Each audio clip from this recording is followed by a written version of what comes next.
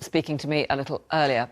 Now, let's go back to Telford because we've been talking about the protests by dairy farmers who are unhappy at the price they're getting paid for milk. And our correspondent there, Simon Ward, can join us with the latest on that milk protest. Yes, these protests have been happening in the last few days right across the UK, and this is happening live here in Telford this afternoon, where protesters, farmers have been protesting about the price that they get for milk from the supermarkets and the big dairy retailers.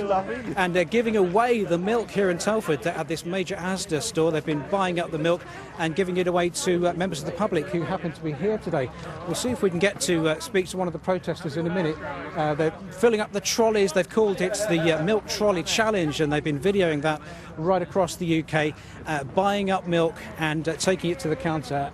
Good afternoon, sir. You're live on BBC News. What's your name, please? Michael Oakes. Michael, what are you doing today? You're from the NFU. Yeah. I'm a dairy farmer from the West Midlands, and we've got to the point where actually, we're getting an unsustainable price for our milk. I'm getting paid on my farm 24p, and it's costing me 28 pence to produce.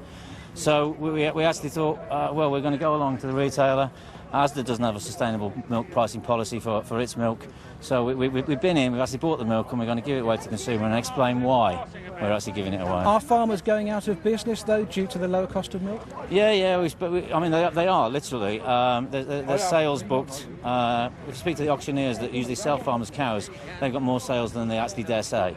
So there's, the market for cows is going to collapse if we're not careful, because farmers are almost rushing to get out of dairy farming. But it's such a competitive world in the supermarkets, and none of them want to give ground, do they? So what can we do?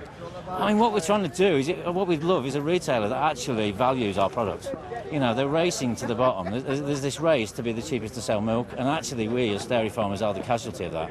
OK, world markets have an influence as well, but actually we need them, to, not just on the milk aisle, but yoghurt and cheese, to actually value all the work and the great product that we produce. And what reaction have you had today? You've been inside buying up all this milk, now you're giving it away, aren't you? Oh yeah, I mean, we've had a fantastic reception outside and inside. There we were blocking the aisle, and we've literally emptied the milk aisle.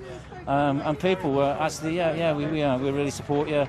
Ultimately, people like to see cows in fields. They like the image, and they like to see farmers out there. Well, thank you very much for joining us this afternoon. And as to say, the price that farmers get is set by Arla Dairy Cooperative, and there's no link between retail prices and the farm gate prices. It looks like these protests are set to continue this afternoon. Simon Ward, many thanks for the latest from Telford. Well.